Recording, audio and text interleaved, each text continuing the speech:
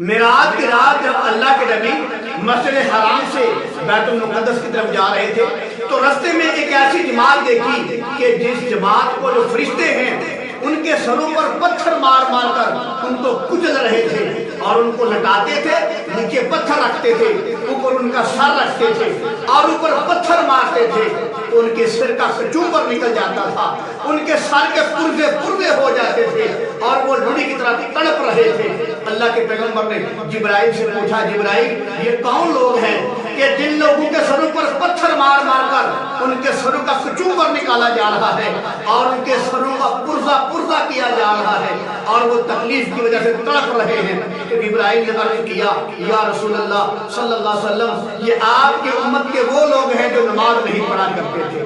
میرے عزیز بھائیو، قرآن بھی کہتا ہے، مسلمانوں سن لو میرے قبلہ میرے حضور، قرآن بھی کہتا ہے ان الذین یستکبرون عن عبادتی سیدخلون جہنم داخرین۔ قرآن کہتا ہے کہ اللہ کا اعلان ہے جو لوگ میری عبادت نہیں کرتے، میری عبادت سے آپ کرتے ہیں، تکبر کرتے ہیں، اللہ فرماتا ہے ان قریب ان کو جہنم میں داخل کر دوں گا۔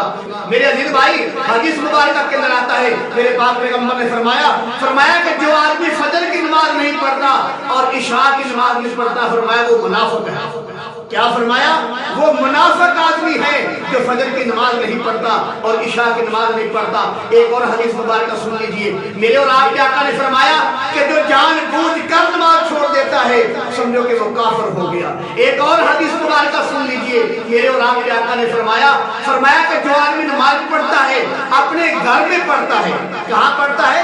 اپنے گھر میں پڑھتا ہے اور بغیر کسی شرعی عذر کی وجہ سے پڑھتا ہے، کوئی شرعی عذر بھی نہیں ہے، جان بوجھ کر ویسے ہی اپنے گھر میں نماز پڑھ لیتا ہے، مسجد میں نماز پڑھنے کے جاتا نہیں۔ اللہ کے پیغمبر نے فرمایا جو بغیر شرعی عذر کے اپنے گھر میں نماز پڑھتا ہے، میرے کملی والے فرمایا، رحمت کائنات نے فرمایا میرا دل چاہتا ہے کہ اس کے گھر کو آگ لگا دے۔ ایک اور حدیث مبارکہ سن لیجئے، اللہ کے پاک پیغمبر نے فرمایا جو نماز نہیں پڑھتا اس کا کوئی دین نہیں ہے، وہ بے دین آدمی ہے جو نماز نہیں پڑھتا۔ ایک اور حدیث مبارکہ سن لیجئے، میرے اور آپ کے آقا نے فرمایا، امام الانبیاء نے فرمایا جو جان بوجھ کر نماز چھوڑ دیتا ہے میرا اس کا کوئی تعلق نہیں ہے، میرا اس سے کوئی تعلق نہیں ہے۔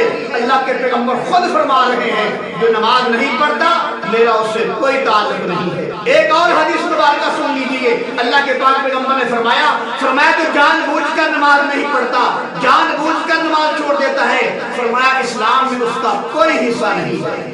ایک اور حدیث مبارکہ سن لیجئے، اللہ کے پاک پیغمبر نے فرمایا اللہ کے نزدیک محبوب ترین عمل جو ہے وہ یہ ہے کہ نماز کو وقت پہ ادا کیا جائے۔ ایک اور حدیث مبارکہ سن لیجئے، میرے اور آپ کے پاک پیغمبر نے فرمایا کہ جو نمازی آدمی ہے، فرمایا کل قیامت کو اس کے وضو والے اعضاء چمک رہے ہوں گے اور لوگ پوچھیں گے یہ کون آدمی ہے؟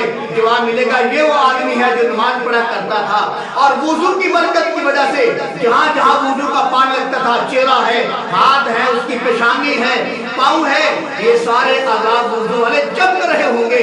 یہ اس آدمی کی بات ہے جو دنیا میں نماز پڑھا کرتا تھا۔ ایک اور حدیث مبارکہ سن لیجئے، میرے پاک پیغمبر نے فرمایا، میرے اور آپ کے امام الانبیاء نے فرمایا جو نماز ہے میری آنکھوں کی ٹھنڈک ہے۔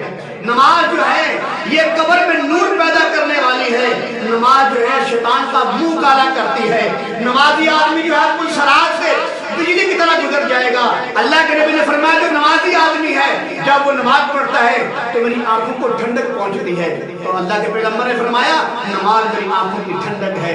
تو میرے عزیز بھائی بتاؤ وہ کون سا مومن ہے کس کا دل نہیں چاہتا کہ ہماری وجہ سے ہمارے آقا دو عالم صلی اللہ علیہ وسلم کی آنکھوں کو ٹھنڈک نہ ملے؟ کس کا دل نہیں چاہتا؟ سب کا دل چاہتا ہے۔ پھر آج تہیہ کریں، جس کا دل چاہتا ہے کہ میرے کملی والے کی آنکھوں کو ٹھنڈا کیا جائے وہ نماز پڑھا کرے۔ میرے پیغمبر نے فرمایا نماز پڑھنے والا ایسا ہے جیسے وہ میری آنکھوں کو ٹھنڈا کرتا ہے۔